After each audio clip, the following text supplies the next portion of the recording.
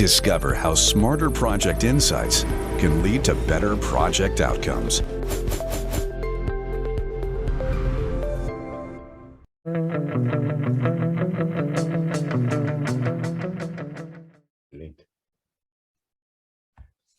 Hello, project people. Welcome back to a brand new episode of the Project Chatter podcast. It's always great to have you with us. If you haven't already hit that subscribe or follow button on your favorite podcast player, you should.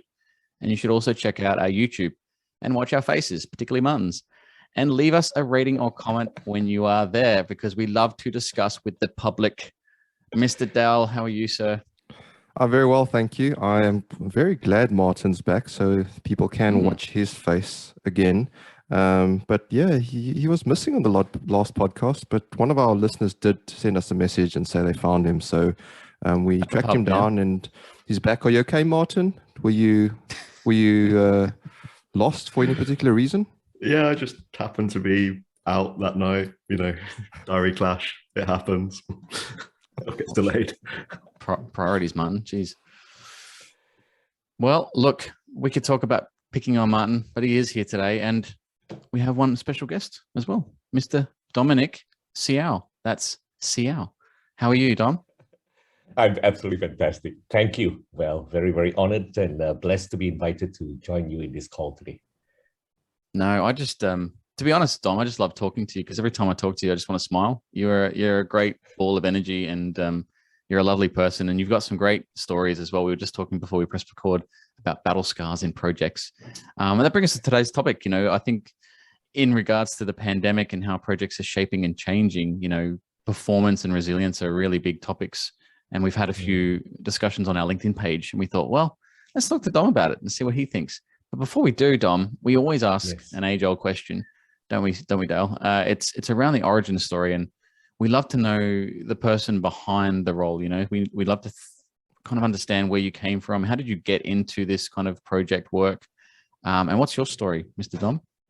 Oh, thank you. Thank you so much. Well, I started my career as a COBOL programmer of all things. So software engineer, very introverted, very shy, nerdy geek, very Asian conservative background, lived in Sydney, Australia, 38 years now. But I did computer science because I was always very shy, very introverted, and always loved people, but always felt uncomfortable around them because I was always worried about running out of things to say, those awkward small talk that we make and stuff like that. And anyway, just from, I guess, completing my degree at the University of New South Wales in Sydney, it was time to return to Malaysia, which is my native country. And back in the day, it was a very, very tough recession in Malaysia, 1986, 87. And I rang my dad and I said, "Hey, Dad, can I finish my studies? Can I buy my ticket? Can I come home?" And he was like, "Son, no jobs in Malaysia. If you can, try to find a job in Australia, continue with your master's if you need to. I'm sending over 2 of your younger brothers to come and study in Australia. It'd be amazing if you can look after them because you and your elder brother, you've used up all my life savings." And so I'm like, man, I'm done with my studies. And here I am, study even more. And just by sheer accident, got a job at the University of New South Wales as a research assistant, working for the late Professor Cyril Brooks. He was a pioneer in the field of knowledge management back in 1983, before, knowledge management was still a fairly new term. And what started off as a university project turned out to have commercial value, and I just happened to be his first developer. And he set up this company called Grapevine Technologies, owned 20% by the University of New South Wales, and literally as we developed the technology and hired more people, I was the accidental project manager. Never intended to be project manager, but as I grew the team, he was like, "Hey, Dom, we've got a great product here, but I got to go out there and sell this thing. And I need you to kind of step back and manage the team rather than, get head down, bum up and cut the code." And so I was one of those that learned by project management literally by accident. No training. Wish I had done some formal training around that. And helped to grow this startup company to the time in 98 when Professor Brooks decided to sell the organization.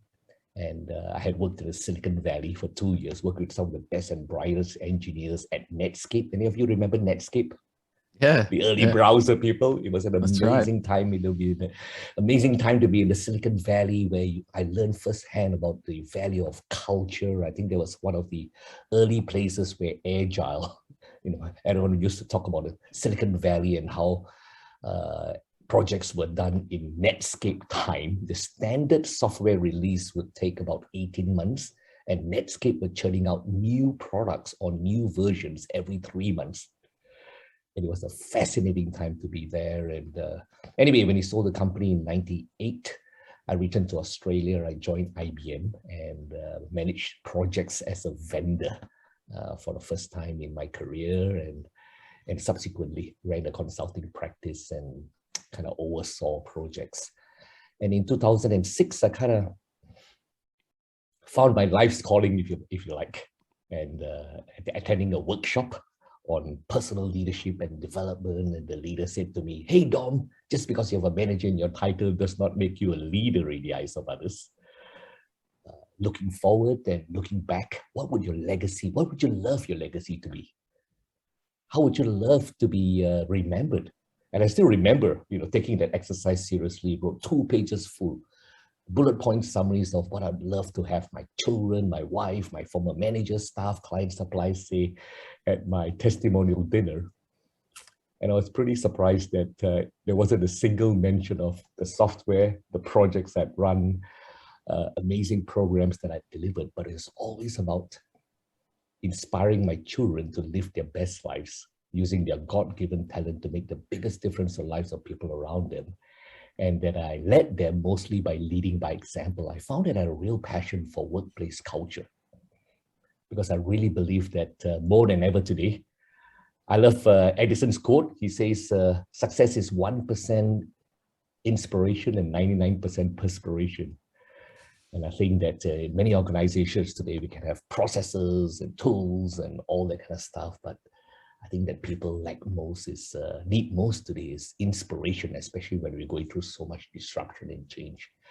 And so in 2006, kind of listened to my heart, and my wife and I co-founded EQ Strategist, a consultancy that's with a mission to help create workplace culture that inspires the very natural best out of people. And I've been very blessed to be working with Blue Visions. It's been a major partner for us for 16 years now. And because of my background in projects, I've done a lot of work in leadership in projects, because leadership drives culture, as you all know, and helping project managers see the project beyond just Gantt charts and processes and methodologies and timelines and budgets, but how to bring the very best out of their people. So anyway, that's I hope that's a little bit of a backdrop of how I came to where I am today. That was fantastic. I mean, I was just sitting back and you reminded me of someone, and I think maybe even Dale remembers, Vin, around styles of communication. And I have to ask, who taught you the art of storytelling? Because I feel like you have mastered it. The tonalities, your actions, the way you articulated it, you had it very well organized. Obviously, you've done this before, but how important is storytelling to your role and being in projects? Do you think it's an important? I want to start with storytelling because I think that's a really fascinating part. We've had a lot of different speakers over the year, and I think Dale and I are starting to kind of sift through the noise and see different people's communication styles. And yours strikes me as one that had us all engaged. I think I can speak for Dale and Martin. We were very, very interested in that story. Where did you learn that? Where did you pick that up from? Oh, thank you so much. Many people ask me that. I'm gratified that it's just become part of my style, because I just had amazing role models. One of the, when I share with you about my journey and transforming and shifting my career in 2006, my story actually starts in 2001 when I woke up one morning to be told I was losing 30% of my team to an organizational restructure. And for 2 years, I literally was one of those that lost all my energy and passion and drive. I felt like I was a total failure. And I learned I learned in those 2 years that you can have all the experience and knowledge and qualifications in the world. If you can't find the passion and drive and inspiration, creating that energy during times of change, then your ability to lead yourself and others around you is severely hampered. But during that time, I have stumbled into a workshop on personal development of all things, and it was by Tony Robbins. Are you all familiar with Tony? Yeah. Regarded as one of the foremost motivational gurus on the planet.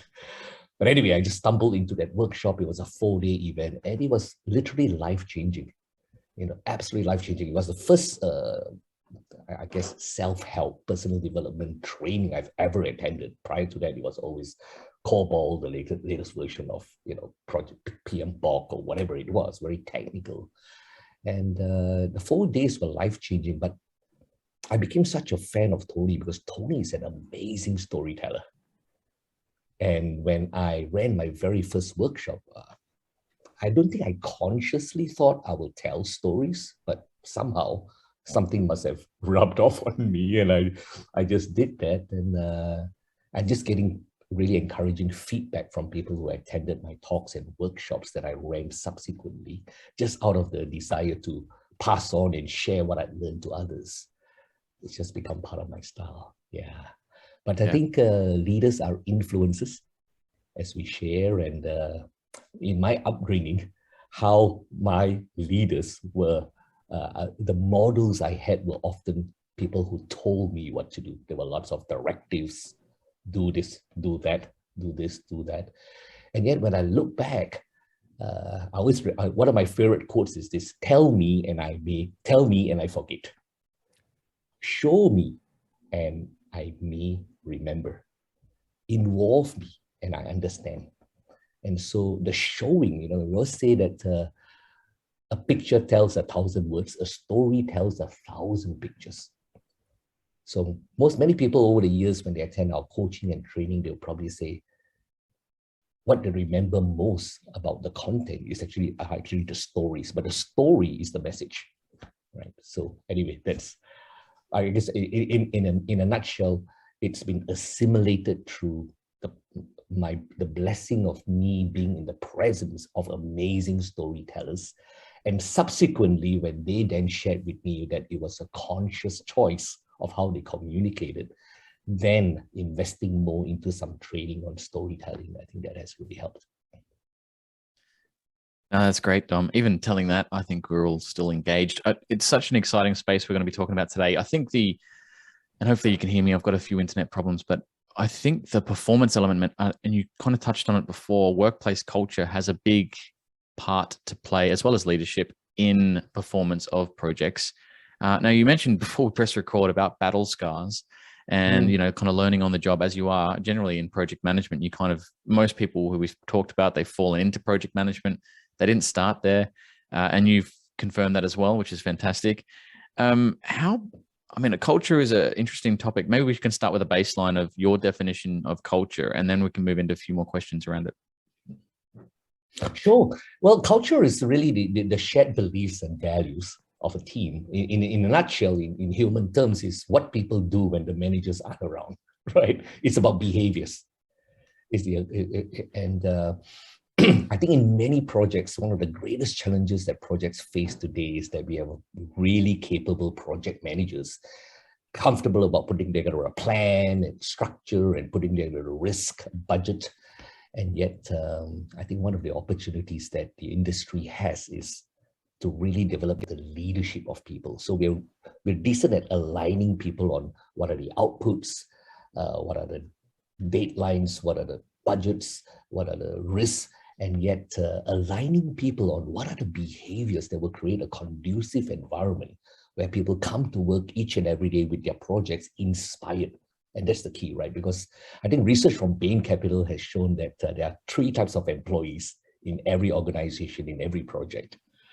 And the engaged employee outperforms satisfied, the ones that aren't really passionate about their work.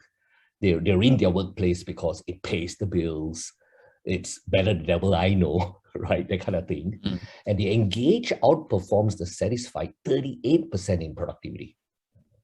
the inspired outperforms satisfied 149% in productivity, which means the inspired gets the job done by Tuesday morning, what it takes all week for the satisfied to do, let alone the fourth category, which is dissatisfied, who tend to be the people who put in negative energy and are disruptive to the project.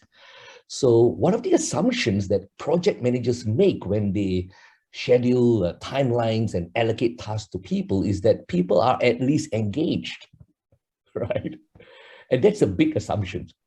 That's a huge assumption. You know, I always say to people that one of the biggest risks in your projects is the, if you like, the lack of emotional intelligence, right? The underestimation of what it takes to bring people and inspire them, and to have inspired people join the project. You know, just like any job and company, projects are the same. You know, in most organizations, how do you hire people? We look for people with the experience, with the qualifications, rather than, hey, why are you here? Are you inspired by the mission of this project, or by what we stand for?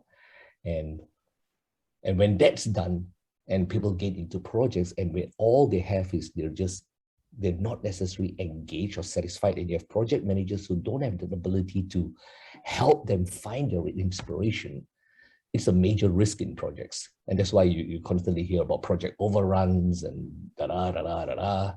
And the human element is the biggest challenge. But anyway, the project managers being able to align the team right up front on behaviors that are conducive to everyone being at their very best, whether it's being through courageous conversations, being transparent, whether it's being engaged. And what does engaged mean? Having those conversations up front is so critical. And yet I've had the blessing of being asked to come in and help support and coach lots of teams that have gone under, ironically, pear-shaped. And you'll find that one of the key things that's glaringly missing is that they haven't had that conversation. And Val, I know that you've got a background in the Navy, right? Yes. And with every team, when you form a team, it goes through this forming, storming, norming, performing process.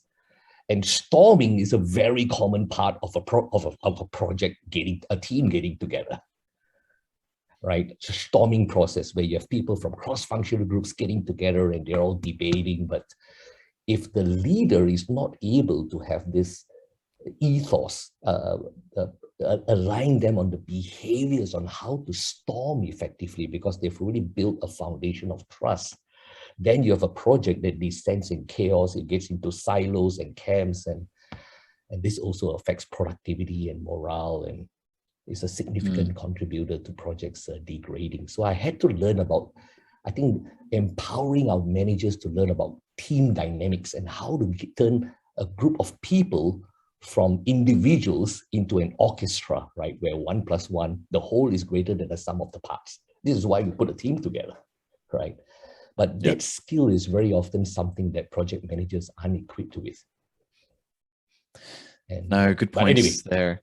No, they're fantastic points, Dom. I think as well, you know, culture, one of the things I wanted to ask you is, probably just from my own personal experience, when you go into a team, you generally don't pick your own team when you're a project manager. You kind of inherit a team. Yes.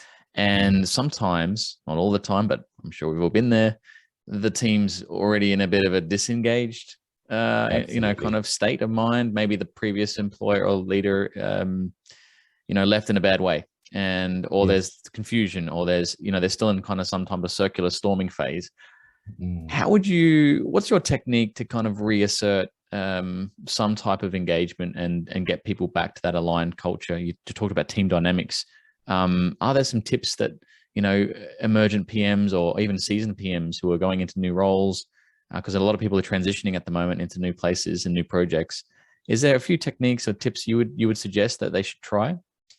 Absolutely. I think that the first and foremost is, whenever you have a team, the team needs to have a common purpose. Obviously, when you put a project together, there is a purpose. And the challenge that most organizations have is people who in traditional cultures, you know, back in my generation, the baby boomer generation, we had a group of people that were very I'm just speaking generally, but hierarchical, right? Top down, directive, do as you're told, and commanding leadership styles was very common. And so when you have that, we have a whole group of people who are used to be like me, what I call task-oriented. So they wake up every morning and the first question that pops into their head isn't, what will make today extraordinary? The first question is, what do I need to do today? What do I need to do today, right? When you speak to most project managers and you say, hey, John, Mandy, we're looking to build this freeway. It needs to be, can you manage this project for me? The question that most project managers will ask is, when this needs to be done by, right? What resources do I have? What's the budget? They're not trained to pull themselves back and say, wow, amazing. Tell me, what does success look like? Looking back, looking at the future when it's done, what do you need to see, hear, and feel to say, amazing outcome? Who are we making a difference to? Why are we doing this? So the question about what and why is a question that is one of the most important questions that project leaders ask, that project managers who haven't made the leap to leadership fail to ask. They ask when and how. When do you need it by? What are the constraints, the iron triangle, the triple constraints of project management led me to put together a plan? And they assume, they don't appreciate very often the value of the vision and purpose, because the vision and purpose is what drove the project in the first place. You know, every project has a business case, right? We wouldn't be investing millions or billions of dollars on a freeway or a new system if there wasn't a business case. And the business case is all built on, why are we doing this? What's the pain we're trying to resolve? So one of the key things is when you bring a team together is to create that higher purpose, to align them on a higher purpose. And building a freeway by this date within this budget is not an inspiring purpose statement. It talks about the output and the constraints, but it doesn't tell you why, right? So for instance, I always say that to people, there are three types of people. You want to imagine 3 bricklayers, and they're all building, they're all in these bricklayers. And I say there are 3 categories of people. There's task-oriented people, there's output-oriented or deliverable-oriented, or there's outcome-oriented or purpose-led bricklayers. And I can pretty much tell which category they're in by asking them a question and listening to the response. And this is the question: what do you do? When I go into a project and I ask most people, what do you do? Oh, I'm a business analyst. I'm a software engineer. I'm the mechanical engineer. I'm the project scheduler. That's the standard response. So the bricklayer A, the task-oriented person, will say, I lay bricks. The output-oriented person will say, I build walls. The outcome-oriented person will say, I'm building the greatest cathedral in the universe. And everyone's more inspired by building the greatest cathedral in the universe than laying bricks. But the challenge we have is that most project managers say, your job is to lay bricks. They don't say, in order to build the greatest cathedral in the universe. You know, I recently visited a Tesla showroom. And you walk up there and you speak to that person and says, hey, welcome to Tesla. And I look at them, they have boundless energy. And they say, hey, why do you do what you do? Oh, just proud to be part of a team that's accelerating humanity's transition to sustainability. You walk into the warehouse and you pick up a car, there's a big banner. Thank you for helping accelerating humanity's transition to sustainability. So you look at the organization with amazing cultures, they always talk about mission. Now, for me, a project is just a temporary endeavor to create a product, service, or unique product, service, or result. A project is actually a temporary organization, right, of people that you've cobbled together. And the project manager happens to be like the GM of this temporary organization. And yet, do every project have a mission statement, a value statement? Those are the cornerstones that makes for a team. So that conversation about why are we here? So one of the tools that we often use to align a team that's not getting together is, what's our mission? Why are we here? You know, are we here as a software engineering company? Are we here to, you know, in EQ Strategist, we run workshops, we do coaching, we do team building. But if someone says to us, what do you do?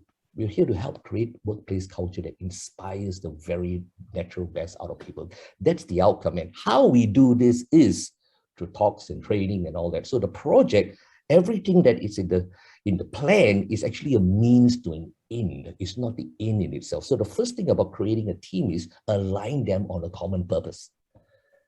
Now, it may be that through that process, someone says, I'm not passionate about that. I'm not passionate about building the greatest cathedral in the universe. And that's okay. That's okay. Maybe they're passionate. They may not be passionate about it, but they may be passionate about helping their people be at the very best at that. That's okay.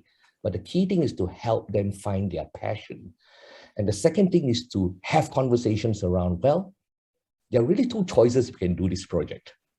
With most teams, it's like meander along, struggle their way through, deal with all the crap that comes along. And we all know what projects are like. And when I say that to everyone, everyone's like, yeah, I don't want to be part of that project. Life is too short, mate, right? So we say, well, if anything were possible, how would we like this journey to be? So now we've got that common vision of what success looks like, right? How do we want the journey to be like? From the outside looking in. I want you to imagine stakeholders from the outside looking at us, right? And performing in our meetings, in our conversations. What behaviors would we love for them to use to describe us so that we can be this high performance team where each of us are inspired, looking forward to working together to create amazing outcomes. And very often, no surprise, we facilitated this hundreds of times over more than 140 different organizations in the last 16 years. You'll hear words like high levels of trust, great energy, people want to feel empowered, people want to feel heard, they all say the same things. And what are the behaviors that you're observing that makes you say there's a lot of trust, there's a lot of transparency, there's a lot of positive energy, there's a lot of support? What are the behaviors underlying it? And then you come up with those behaviors and you align them. And every meeting, when you start up, you flesh out, here's the purpose, here's the outcome of this project, here are the behaviors. Can we bring these behaviors alive through every interaction? And can we hold each other accountable, not just to task, deadlines, but importantly, holding each other accountable to those behaviors and to give them the coaching skills to give supportive feedback. I think that's key. And when you create a culture like that, oh my goodness, amazing happens. Wow. But I think the first thing is for managers to appreciate that that's a huge part of their role and the value and importance of having inspired project participants, and then having some of those tools to align the team and have those regular conversations and to say, hey, I'm fallible, hold me to account. Yeah, I think when you create a culture like that. That's hugely important, Dom, I think. And I could just sit back and listen to you and let you go because this is amazing. I love the fact that I think before meeting you on this episode, I knew one other really passionate, great storytelling software engineer, but I think you've just eclipsed him now. Shout out to Chris Hayes. We'll get him on the podcast as well. But you're so right. And I'm so intrigued by how you've made this jump from, that engineer, introvert to this person you are now. It's so interesting just to watch and that curiosity about how you've evolved yourself. I guess a shout back to Eddie Obeng's episode about, caterpillars and butterflies and things like that. But that is truly amazing.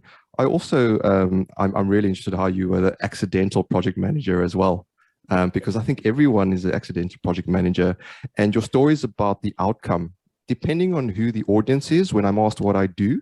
So I'm at TFL. I sometimes say, well, I'm improving the lives of Londoners, and then they're interested. Okay, what are you doing? Where if I just go, I'm in PMO or I'm in project controls, they're like, oh, what is that? And then they're not really interested, right? They're just kind of asking you out of courtesy. Yes. And so it is interesting to answer that question in various ways. So sorry, could I just jump in there, Dal? It's bugging me a little bit. Maybe I'm Val's gone. Maybe I'm just being a slightly dour British person. Is there a cross-cultural how you motivate and inspire people? Because if using your bricklayer example, British people, I think, would find that very fake and they just wouldn't get on board with the message. There must be some skill in understanding the motivations of your people, knowing what the response should be. How do you go about that? I think in general, great question, Martin. I think in general, what's intrinsic about human behavior is that we're all motivated by purpose, right? I always say to people, it's not about a project. It's never about ability. It's about how motivated and inspired you are. Because let's face it, no one could have believed that prior to this pandemic, a vaccine could be available in 9 months, when historically it's taken a decade. So if the why is big enough, the how always finds its way. I always tell people, right, I want you to imagine you're one side of a 6-lane freeway and you have 15 seconds to cross the freeway and cars are zipping up and down like the Autobahns in Germany, 200 kilometers per hour, no speed limit. I said, will you get across? And everyone's like, no way. Right? How about if I pay you $50? Will you get across? Because that's, man, my life is worth a lot more than that. I said, how about 500? How about 5,000? And in Singapore, culturally, there is a lot more conservative, a lot more they risk adverse. I have most participants, when I get up to about $3 million, they're like, mate, don't waste your time. What's the use of money if I'm dead? But when I say to them, I want you to imagine if on the other side is your grandma or your child, and if you're not across in 15 seconds, it's game over. Will you find a way? And it's invariably, it doesn't matter what culture you are, I will be across. And I'll find a way. It will be unconventional way of crossing the freeway. You have to run out there and do all sorts of weird stuff to try to stop the traffic, but you will get across. So it's never about ability. It's all about, are you inspired? And the purpose inspires. So very often, some people may not be inspired by building the greatest cathedral in the universe, even though it is true, there is a level of skepticism and cynicism. And so understanding your audience is really important. And very often, it's then about, okay, this is what we're really looking to do, build a freeway that saves lives, or engineer a solution that will help people collaborate better, whatever it may be. But given that that's the purpose, what's in it for this project that you can be inspired by? Right? You may not be the third bricklayer, but what is it? But go beyond. If it's building walls, great, fantastic. Why? Why is building walls so inspiring to you? Well, it's about if I build walls, I'll leave a legacy. Or if I build walls, then I'm going to get promoted and the money will be good. And how's that important to you? Oh, well, if I did that, then I could have better vacations with my family, whatever it is. But the moment that project goes beyond building the wall, where people are going into the deeper why. And if you look at the brain, the outer part of the brain is what we do. You have to peel the layers of the onion to get into your real why, which is why most people find it hard to articulate. When you say, what do you do? The simple response is, what I do. But why we do what we do is actually, it needs a little bit more introspection, thinking. But as Simon Sinek says in the TED Talk, right, leaders start with why. He says, people aren't inspired by what you do. They're inspired by why you do what you do.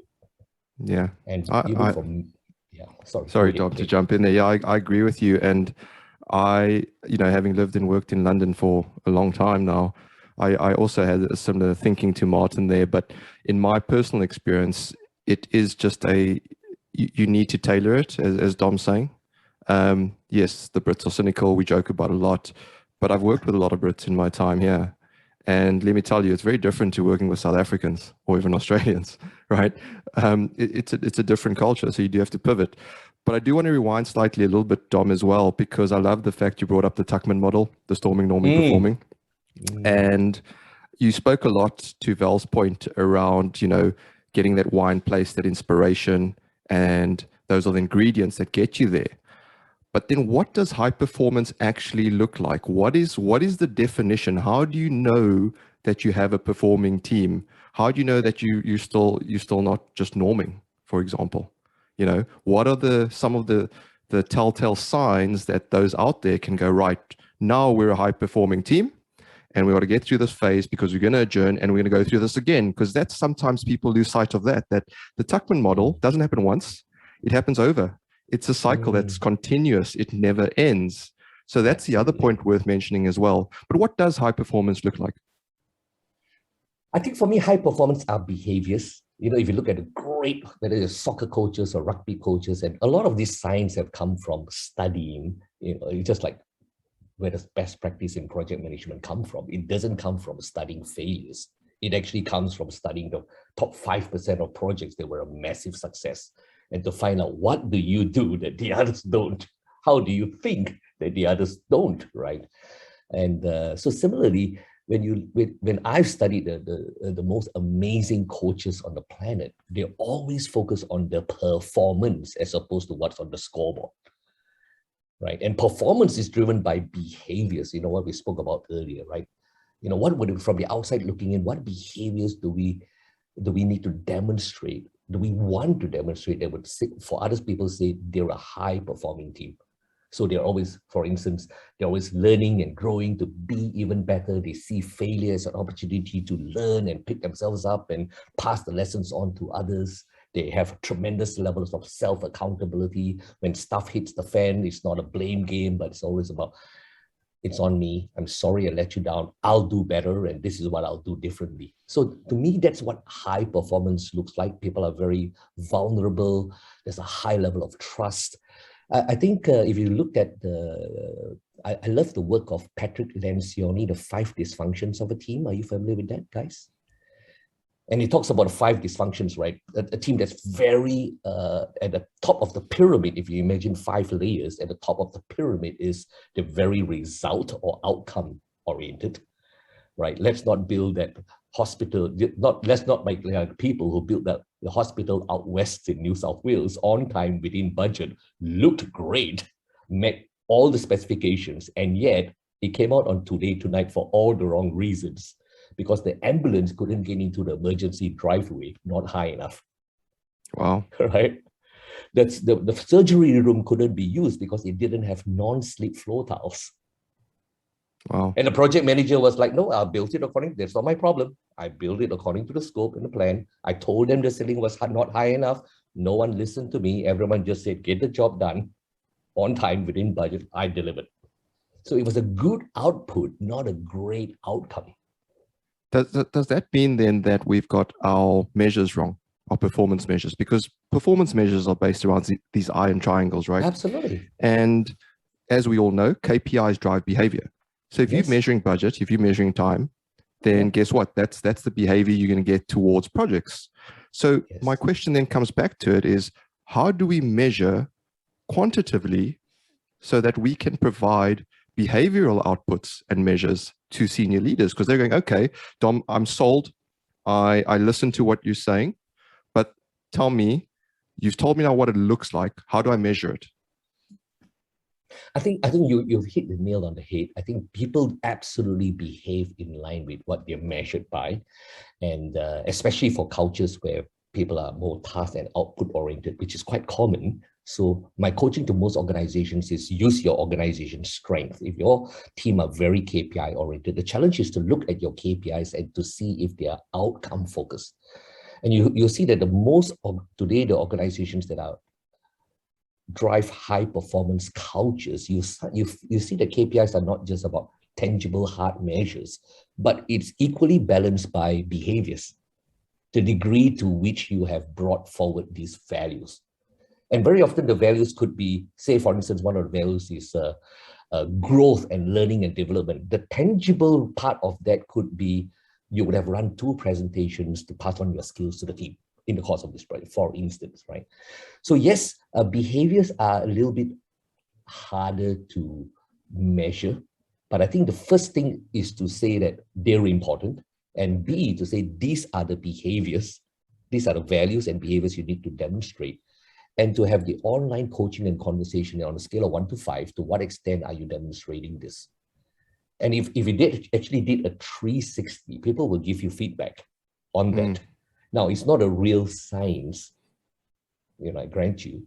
And however, just having those conversations and holding people to account to them, having a balanced scorecard, if you like. Most organizations, they have a balanced scorecard for the organization. That needs to be passed down to the individual. And the balanced scorecard is about the people element, is about behaviors and culture. But setting up the project, I say to most project managers in our project leadership training, it's like begin with the ideal end in mind. Have the mindset that for each of your project staff, by the time they leave your project, you are going to give them a performance appraisal. What is it that will cause for you to give that person a 5 out of 5 rating? Have the mindset that I want you to be a winner. And here's what success looks like. Here's what exceed expectations looks like. And you will find that the 5 out of 5 is not just the tangible measures, right? I need you to deliver this on time, within budget, and just as importantly, right? You'll be a great team player. You'll speak out when it's the right thing to do. You'll be supportive. You'll go above and beyond. So really defining that, because if you're the leader and you're not clear about that, how do you expect your staff to be clear about that, about your expectations? So having that conversation upfront is really, really critical. Yeah, we were mentioning it earlier about communication, how important that is, and that skill. And I mean, you've clearly got the whole storytelling skill as well. But my mind started going there when you were chatting about measures and how we do it and how it's difficult, and sort of almost going into the whole Elon Musk realm that Val loves to talk about, is maybe we should start measuring people's oxytocin levels or something like that, how high is their endorphins at the moment? But we won't go that far. It's a hell of an interesting space, because we speak to other guests like Steve Wake, for example, here in the UK, and he's driving the benefits management standard, and perhaps how we link controls measures to benefits management and benefits measurement. And I think it's a really tough one as well. If you think about it, maybe not as difficult as measuring behaviors and culture, but how do you measure a benefit that's going to be delivered in years from now on a mega project to understand whether or not it will still come to fruition? So how do you make a go, no-go decision in, let's say, year 2 of a 5-year project when the benefits will only be realized in 7 years' time, potentially? Because there's other external factors beyond delivering that project that need to come into play as well. It's a hugely, hugely complex place to be in. So I don't know if you have any thoughts on that. Did you want to comment? I think given that the reality is we live in a capitalist society and everything's bottom line, and as much as possible, I know that with many projects, there's always the tangible benefits and the intangible benefits. Yeah. And it's always a challenge to tangibilize the intangibles. But the reality is we can today. Like, let's say you're building a freeway and say it's about reducing pollution. There are actually measures around that. If you're going to say lifting the happiness of people, okay, can you measure that, right? You could use pseudo measures like, I don't know, absenteeism rates, for instance, right? Stuff like that, right? Yeah. But the reality is today, when we do a cost-benefit analysis to justify a project, so that once you set it up, then you start to measure the benefits as much as possible. For instance, can you tangibilize staff engagement? Well, there are staff engagement tools today. Even culture, there are tools today that organizations use to measure culture. And so as much as possible, we seek to, if we say we want to improve healthcare, for instance, let's say that's one of the benefits. Can we tangibilize that? There are ways to do that. I think you need to find the scores, whether it's reduced incidence of blood, number of people going to ICU, blah, blah, blah, right? But it's about looking at those benefits, tangibilizing them, and making sure you have when you're building into the project, the ability to measure that, right? Let's not build a freeway on time, within budget, looking great, and realized that we failed to ask commuters, are you willing to pay $5 to save 15 minutes? True story, by the way, right? It ends up being a white elephant. Yeah. Why? Because you got, those questions are really important, I think, and it brings me back to, well, because it is so complex today, and, and maybe it is evolving the space. I think what is really important is what you're doing, where you're going in and you're actually equipping leaders with the right tools to actually, personally be able to tell, have that sort of sixth sense and go, is my organization a high performing culture? Because I can see it. I may not be able to tangibly measure it today, but there might be signs I can look for as an individual, as a leader, to say, okay, that looks and feels right. That looks and feels right for this organization, for this project, for this output and benefit. So I love that bit. But I do want to make space. He did jump in earlier because he is Machine Gun Martin. Machine Gun Martin jumps in and he tries to ask some really awkward questions, Dom, but you, I think, will pass with flying colors. So Machine Gun Martin, over to you. Go ahead, Machine Gun Martin. For once, this one might actually be awkward. We'll see how we get on. It's around the subject of ethics. Right. So one of the challenges a project manager has is reporting progress to the team. And we've all worked on projects. Not all of them go to time, cost, or quality sometimes. Do you always be honest with your staff about the situation the project's in if it's going badly? Is it ever right to put a more positive light on the situation when you're presenting to the group and dare I say, massage some of the information with the overall aim of keeping the team engaged? I think that's if I ask a slightly safer that's a great question. if I ask a slightly safer follow-up question while you're thinking about that one, we talked a lot about keeping people engaged, keeping certainly your immediate team engaged.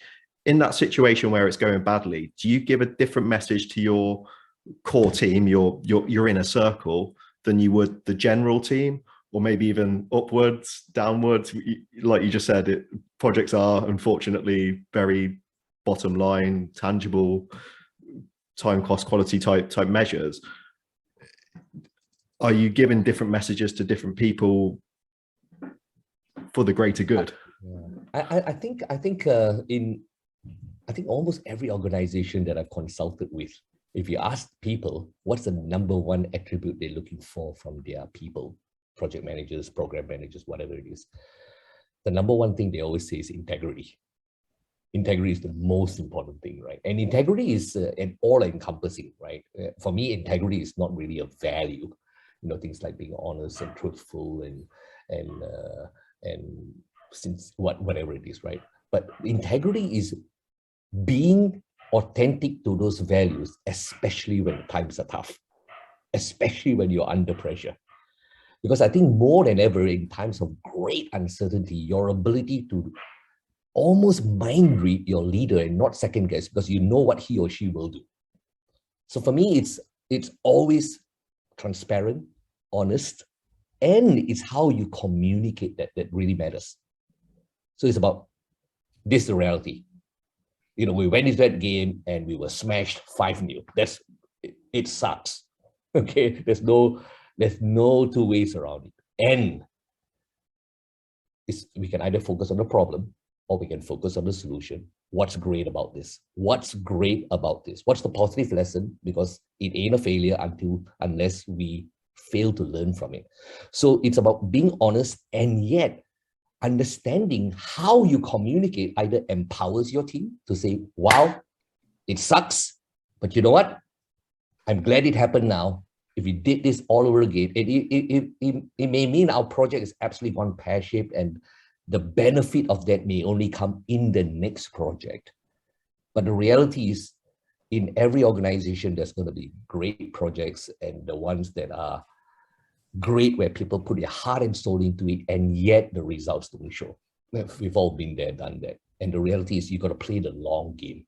And projects are about growing an organization, right? There are only two types of work in every organization. There's the BAU, keep the lights going, and projects are about change and transformation. And for me, it's not about growing the the city, the company. Ultimately, the most important thing that you're growing is the people. Have they grown more determined, more confident, more united, more knowledgeable? So playing the long game. But so in bottom line is, I guess what I'm saying is that I think organizations are looking for people to be honest and transparent, especially when it's difficult. And the skill of a leader to find the positives and energize the team around that situation is what's key. You know, Elon Musk took four attempts before he could get that rocket to go up and come down. But, you know, if the message is, we suck at this, we're never going to make it happen, or, hey guys, that feels terrible and it's shitty and we don't ever want to feel in that space again. And is the mission, are we still inspired by the mission that we give up on this setback, or are we determined to learn from it and find a way to make it even better the next time? The ability for the leader to have that sort of conversation is critical. In that situation, how do you cope and manage when it's on a downwards trajectory? So what you just said there, I think it's almost you've hit rock bottom. We've missed a key milestone. We got beat 5-0 on Sunday. When it's going, you can see it's going downwards. The KPIs are saying it's going badly. We're starting to run late. You're hearing things. Does the message get any different? Do you sometimes try and keep a brave face on it? Is there a risk that you may even falsely say it's not going as badly as it is to keep people on side? I get what you mean, and it's having the longer term vision. You should always have it, but in some cases the business may not be there in the long term, and the people may not be there if everything does go to pot. So when you're seeing the signs of something going badly, how do you cope, or what's the skill of a leader to manage that message and keep people on side, but not be too downhearted and keep people motivated? I appreciate it's a difficult question. Sure. I think the key thing is, a great question is a very common thing, because the reality is, as the accidental project manager, I never learned that it was part of my role to manage and sell change, right? Because change is just a constant in your project. The moment you lock in the project plan, you got a baseline. Tomorrow, guess what happens? Stuff happens. I want to change. Buying a new car. Yeah, absolutely. Some change will happen. And the thing is, how I did change in my first company was, my boss would come to me and says, hey, Dom, you know, I know your project is in flight mode now. We're in execution mode. And you know what we discussed yesterday? The color of that, you know, that tool. I've changed it. I've changed my mind. And can we change it to the other color instead? And I'm like, if it's a quick fix for me, it's like, sure, I'll just work an all-nighter and fix that for you, right? If it's a bigger fix, I'll probably say, well, you probably take us 3 more days. What do you think? And Professor Bruce would probably say, yeah, it's worthwhile. Just go for it. You know, there's no cost benefit analysis. The cost was all in his brain because he's the fundee of the project. Go for it. But it's really interesting when you go to Netscape, when 3 or 4 or 5 project teams are working concurrently. The people are building the test plans while you are still building the software. There's no software built yet. People are already building the test plans based on design specifications and all that. If you make a change in the software because someone has come to you and say, can you change this? And you say, sure, why not? 4 or 5 other people, the people who are providing the technical writing, the people who are doing the test cases, they're not being informed. And who finds out about that bug? The customer, right? So that communication, the managing of the change, you say, thank you, you've requested this change. Let me understand the why. It's like with every change in your project, do a cost benefit analysis, right? Why? Is it really that important? Here are the ramifications. This is the impact on your timeline. This is the impact on your budget. This is the impact on risk if we did this. Here are some alternatives. What would you like to do? You know, for change project managers to understand that they're change leaders and to put forth that message. You know, I say to most people, imagine that, you know, when that project where they built The ambulance couldn't get into the emergency driveway. And the project manager was like, it's not, well, guys, we need to change this. That's not how you manage change. It's like, here's the variation. Here are the consequences if we don't address this. I want you to imagine 2 weeks after go live, ambulance comes up, passenger is in critical state, and the person loses his life two minutes before he gets to the door, right? What's the impact? What's the cost to us if we don't address this? So very often, if we are going into a project that's pear-shaped, the key thing is to look at it and say, what's causing this? Because insanity is doing the same things over and over again and expect a different result. Did we underestimate the effort to whatever? The integration proved to be too challenging. We underscope this. So, and to manage that as a change, unemotionally, to put that forward, and very often to say, my bad, I should have anticipated this, not easy to do. And here's the thing, I think unless we address this, here are the benefits of making this change, giving us a little bit more time, and here's the benefit, right? Or reducing the scope and not just giving them a one option, but giving them several options. We either reduce the scope or increase the time or put in more resources, but you need to line them up, do the cost benefit analysis, present the case, and take ownership. I think that's key to re-baseline and then move forward. But the key thing is many managers are not trained to do that, or they don't have the confidence to be able to put forward the bad news. When I speak to very senior portfolio leaders in organizations, and I say, what's your number one message to your program managers, to your project managers? They're like, number one thing is, in the public sector, for instance, I say, what does success look like for you? Don't have my project come up on today, tonight for all the wrong reasons. It's the number one thing. Do not let my project come up on today, tonight for all the wrong reasons. I say, what's the advice you want to give to your project? What do you wish your program managers did more? Bring the bad news up to me earlier. Then we have a chance to address it. Don't kick it down the can. The earlier you bring it up to me, and the more options we have, we will work together. That's the number one thing. But the most people, they're like, man, I'll look bad if I broke the news now. They cannot handle it. But really, it's because they're not equipped with the skills to sell the change. Right. Dom was going to jump in there just because you just hit a few chords. We were all smiling when you talked about software changes because we have the same challenges on rail projects. But I also had, you said Today Tonight, and for anyone who's not from Australia, that's kind of like a news channel, right? It's bad PR. And I think what we're trying to say, we kind of have a rule as well between Dale, Martin and I, is most executives want no surprises, right? At that portfolio GM level, no surprises. If it's the review time with the client and you come in 5 minutes before the meeting, you say, oh, by the way, we need to tell the client that we're 100 million over, what might not be that bad, but maybe even 2 million over. He's going to be like, or she's like, no, take it back, fix it. Or, and this is where it gets tricky, hide it.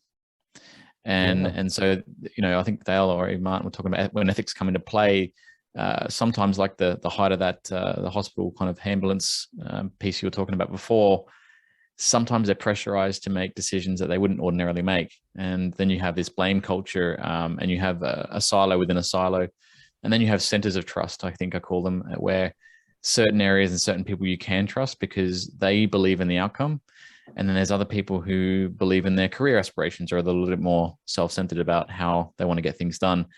And that can be difficult as well, that politics to navigate. We didn't talk about politics, but I think that's part of performance is to navigate that. And I think as well, PMs aren't adequately trained in how to navigate politics. And more, I think they are put into the limelight to answer all the questions. And they're used as a bit of a shuffling pawn to shift blame between project areas and departments. And so I kind of have a lot of respect for PMs. They tend to have a target on their back when they start. And, we'll talk about resilience in 1 second. I had two very short questions for you, Dom, on this performance piece. Ones that I know Dale will like. One of them is equality. Now, we've had people on the podcast. We talk about ED&I, equality, diversity, and inclusivity.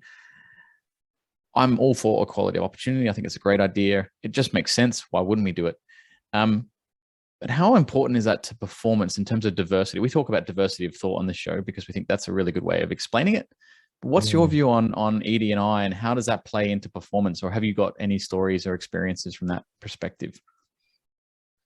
Yeah, I think just in general terms, I think diversity is really important. I mean, I always tell people, right, you can have 4 guitarists and they're all amazing at what they do, and you put them together, you get them working as an orchestra, you can develop a certain level of music, which is maybe outstanding. But if you put 4 people with different instruments together, and if you are able to get them to collectively perform, the sort of outcome they create is very different.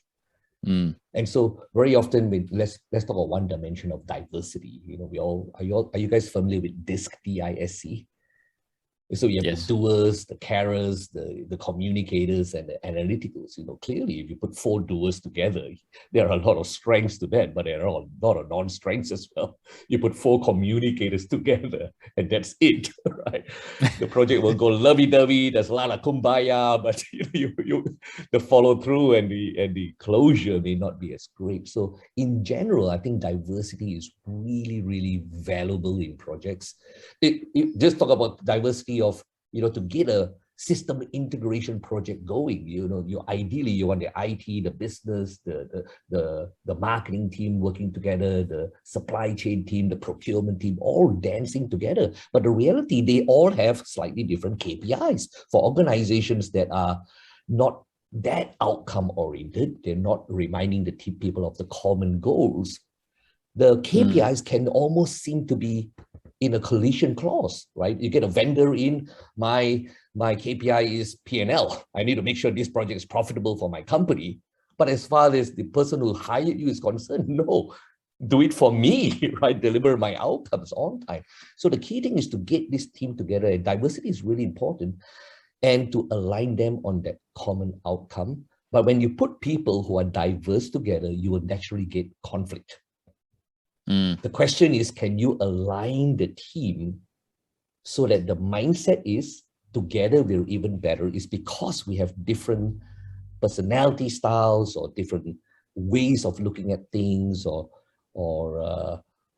different, even diversity of generations, right? It's about aligning the team so that we can focus and celebrate our differences, right? Rather than see them as a threat. And to build that on the foundation of trust. I think when you are able to, the reality is today, diversity is just part of every organization. There's no way we can run away from it. But the thing is to be able to see the different views and to embrace it. I always tell the story of the 6 blind men and the elephant. Have you heard of that story, gentlemen? No. Indian folktale, right? So this head villager, 6 blind men in the village, and for years they've been telling the 6 blind men what an elephant looks like, but when you can't see, it just becomes a concept. And one day this elephant strolls into the village, and the head villager is so excited, he gets these 6 people, positions them strategically around the elephant, one holding onto the tail, one holding onto the legs, one to the body, one to the ears, one to the trunk, and he says, "Go describe the elephant." And the guy at the back says, "Oh, it's long and wispy like a rope." And the other 5 people are like, "You're obviously blind, man." "No, it's like a tree trunk." And the other 4 people are like, "Which planet are you on?" "No, it's rough and leathery." "No, it's long like a hose." And who's right? They're all right. But the challenge with most organizations is having those diverse views give you a much better picture of the solution.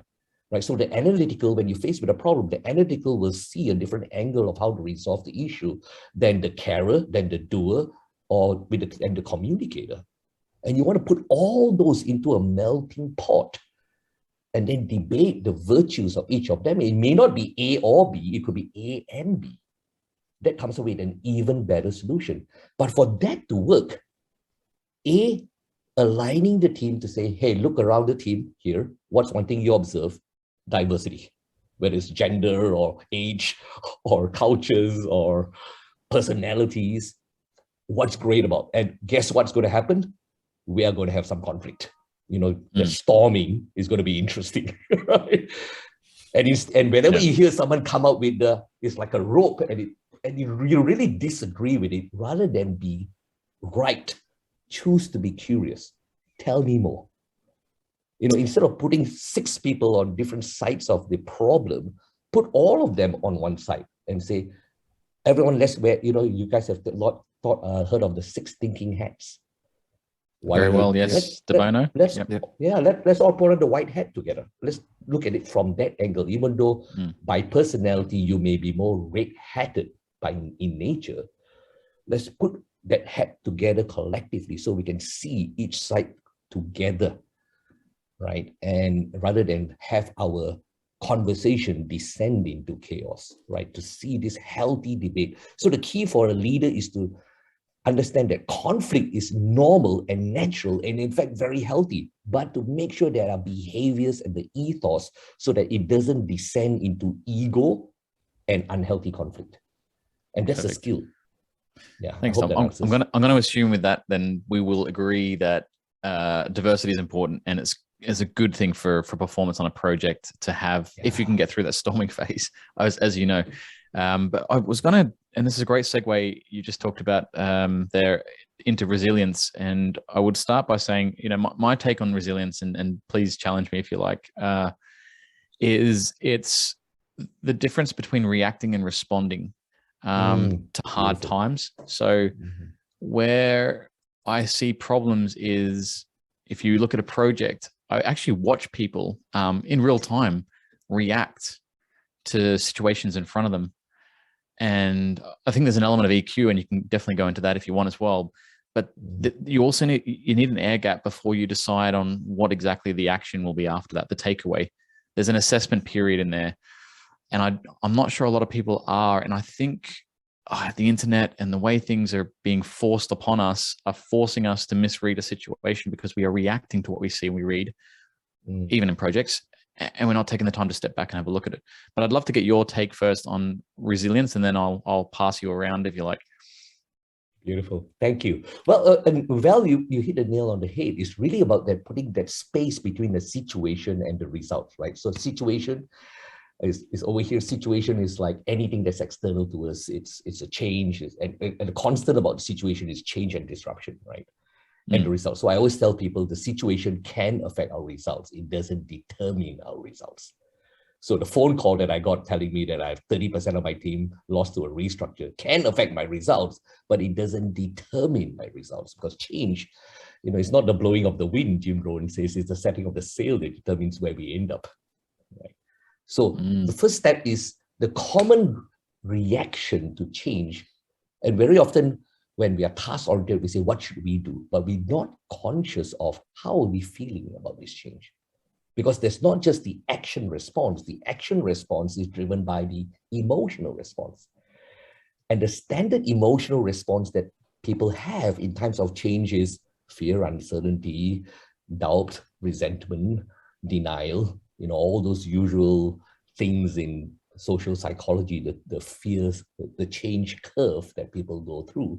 And that's normal, because the brain's job, although we've been around for 16,000 years as Homo sapiens, apparently the brain's operating system hasn't changed very much. It's like, eat lunch, don't be lunch.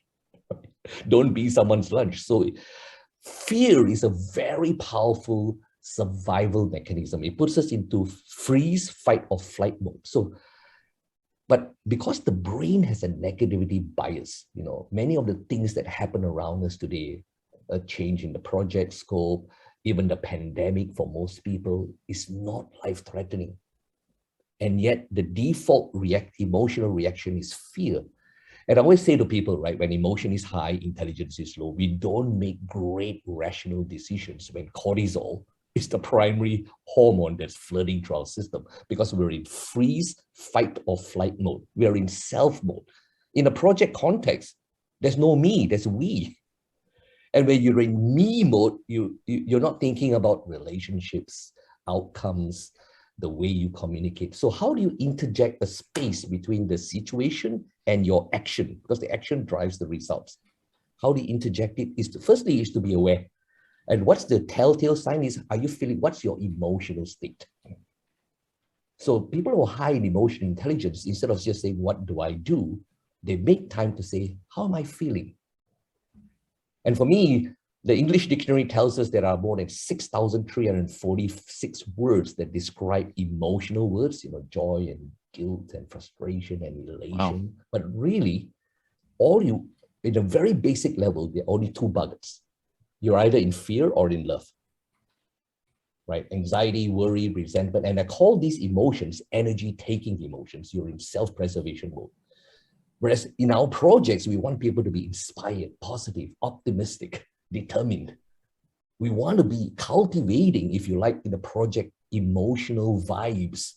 Those are the moods, determined, courageous, right? We want those. Those are the things that will help us create amazing outcomes. So how do you interject it? There are a couple of things. Firstly, I always say to people, be aware, and sometimes it's as easy as switching your physiology. So for instance, if I'm fearful, the easiest way for me to get out of it is move the way you want to feel. So if I'm fit, instead of reacting to the decision, how do I want to feel instead that will help me make calm, rational decisions?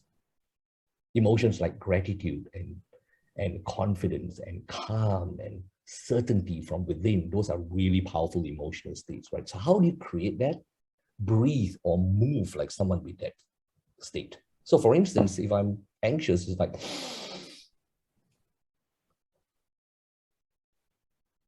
it's just like calming the brain down, and you're literally telling the brain, this is not a saber-toothed tiger, it's all cool, right?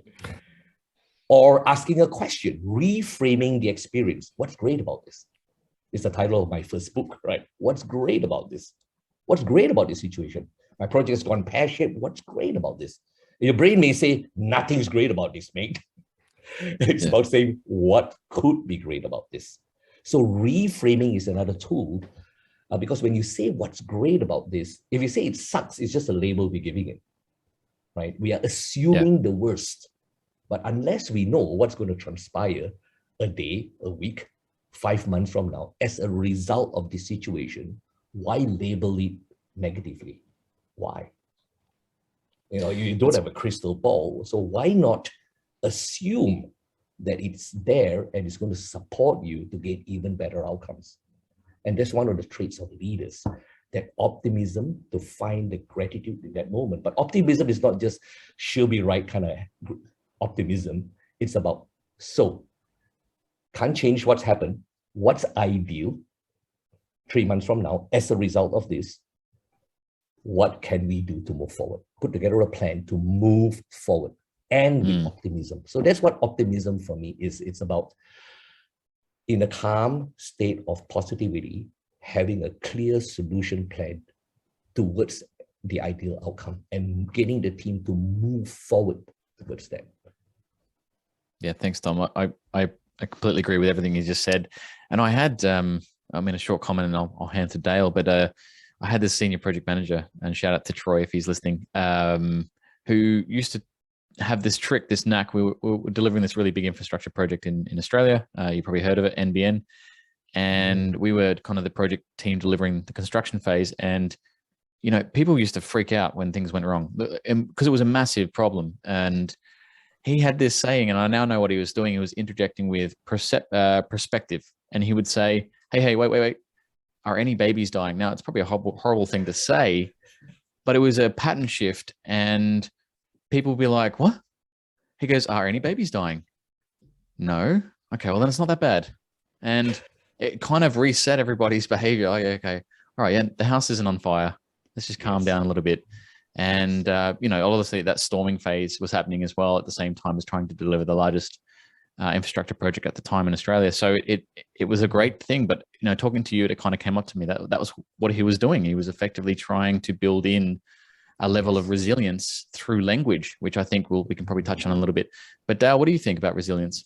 I think it's hell of interesting listening to Dom there. I think if I summed it up, it's about how we adapt as a unit or a team or collective or community to complex or sometimes quite harsh change, while maintaining sort of a stable well-being platform across the team. And that's obviously where leadership comes in, Dom.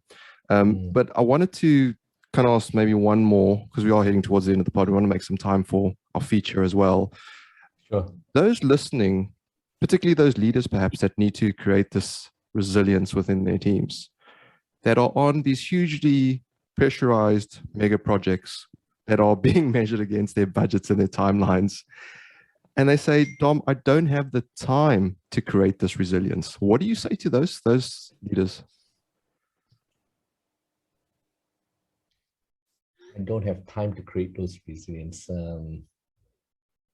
There's the reality is that there's never a good time, right? And that's the reason most organizations. I was just invited a few months ago to try to support a team that had really gone pear-shaped, right? This was a huge systems integration project, high profile, tens of millions of dollars, huge public scrutiny. And vendor had come in, working with the organization to implement this solution. And very first day, the vendor had come to the realization, we have quoted on what we thought you wanted, which was a Cessna, and we've realized that you want a Boeing 747. This is a challenge, and we've been given 7 months to do this. Wow. And here's the reality. 2 months before the major deadline, they broke the news. We're going to need 6 more months. And you can imagine how well received that is. What's the level of trust? And 2 months before the new revised deadline, they're about to break the news. We need another year. Wow. So here's the thing. The realization happened literally at kickoff time. What should have been the right thing to do? What do you think the project sponsor would have loved to have happen at that time? Yeah, reassessment. What conversations did not happen? Right. And that's the reality. So, but this team, when they got me in, this was 2 months before the revised deadline, and they say, hey, you know what? This team is descending into chaos. Day number 1, the vendors was getting the whole team together. They're like, what's your 30-day plan? What's your 60-day plan? What's your 90-day plan? And the vendor was just taken aback. It was like, holy smoke. I wasn't prepared for this. They came up not very confident, and the trust just went downhill from there, because it was almost like we didn't have a team. You had 2 teams, right? And this team was always marking their paper. What have you done? Rather than, we're a team. What's the outcome? Let's work together. Not the 2 silos, if you like, right? And there are more than those 2 groups. There are other people, other organizations with different KPIs. But the thing is, 2 months out, we were invited to say, hey, Dom, can you have a trust conversation? 2 months out before a second revised deadline, I'm having conversations like, I'm interviewing 12 key stakeholders in that project. What does success look like for you 2 months from now? 12 different answers. Well, if you can get this to be a great proof of concept, it will be a big win. The other one is, if you do not get across the line, it's like a total failure, right? It's the aim. And how can you have a senior team that is so misaligned 2 months out before, on already a revised deadline, on something that potentially the plug is going to be pulled and huge amounts of stuff is going down? So when is it a good time? It was never a good time to have those conversations. You know what I mean? Yeah, absolutely. I was just thinking while you're chatting there, I wonder how many projects actually have a specific crisis management plan. Probably very, very few. You know, that's that related go to the people elements, right? Absolutely. To go, oh shit, what do we do now? Okay, well, actually, we've thought about this and written it down, and that goes beyond risk management, right? This is crisis time. This is like, anyway. Look, like I said, I had a very, frankly speaking, I had a very open conversation with the person who invited me along. I said, please, it feels like I've been thrown a hospital pass here. Is there a saying also in the UK? Thrown a hospital pass? Yeah. Okay, great. Yeah, I say it feels like I've been thrown a hospital pass here. You know, it's like 2 months out, you're trying to get this going. It says, am I just coming along to tick a box and facilitate a one-day trust conversation and everything goes back to what it was? Or are we sincere about making this change? I said, because very frankly, if you ask me, I'm a super positive guy. The chances of this turning things around overnight with just one-day workshop is, man. And you know what the answer was like, Dom, you know, there might be only a 10% chance of success, but you know what? It's something we cannot not do. So people do realize that these sort of conversations are really important. And the important thing is it should have been done right up front, right in the kickoff. Team building should have been part of the agenda, getting the trust conversations, turning 3, 4, 5 different functional groups into this is your team, right? We're all here together. Put aside, yes, you have all different KPIs. How can we have A, B, N, C, and D in order to achieve this outcome? And we all have each other's backs to make it happen. So I think in summary, it's I think the reality is in this very busy world, there's always not enough time for these conversations. But if you're playing the long game, it's to make it important and to keep having those conversations and not just have these aligned behaviors go into a bottom drawer and just flashing up tasks every day after that, but really have this balance of outputs and also outcomes and behaviors as a constant conversation, so that we're not just delivering a great achievement at the end, but really giving our very best and enjoying the journey. I think that's key, because 99% of every project is the journey, right? Yeah, absolutely. I wholeheartedly agree with you. And I guess shout out to season 1, Andy Morgan, about marginal gains, right? It's just 1% chipping away at a time, you know, because regardless if it's, you know, 1-day workshop or 10-day workshop or 6-month workshop, if you can change the dial 1%, guess what? You're 1% better than you were yesterday, right? You don't have to have that 50% or that 80% change overnight. Anyway, look, we want to make some space for the future. And for the future, we'll get back Machine Gun Martin to take you through your paces. Thank you, Dale. So this is our guest feature called Defend the Indefensible. It's where we invite our guests to defend a ridiculous statement for 30 seconds. It's inspired by some of the wonderful things we've all heard over the course of our careers. So if you're willing to give it a go, we can... Bring it on. I have no idea what I've signed myself up for, but you'll see. Okay. So Dom, your statement to defend for 30 seconds is, we don't need to worry about the people side of projects if the tools and processes are watertight. Discuss. That's great. I think one of the key challenges of people processes is communication. You know, I always tell people it's always the curse of knowledge. So processes are all about telling people what to do. It doesn't tell them why we do what we do. And so I think the key is to create a culture where people are engaged and feel safe to question and challenge and seek clarification. Because without that, we will risk only finding out at the end that what was created is so different from what was expected. Always the way. Brilliant. Thank you. Before we go, we got time for one more feature. It's called Fiverr. 5 quick fire questions all about yourself. So if you're ready, sure, we'll make a start. Okay. Question 1: early mornings or late nights? Early mornings. What are the 3 must-have behaviors you look for in successful project teams? Integrity, passion, and transparency. Nice. What's the best book you've been gifted? 7 Habits of Highly Effective People, Stephen Covey. Great book. What's the biggest mistake you've made on a project?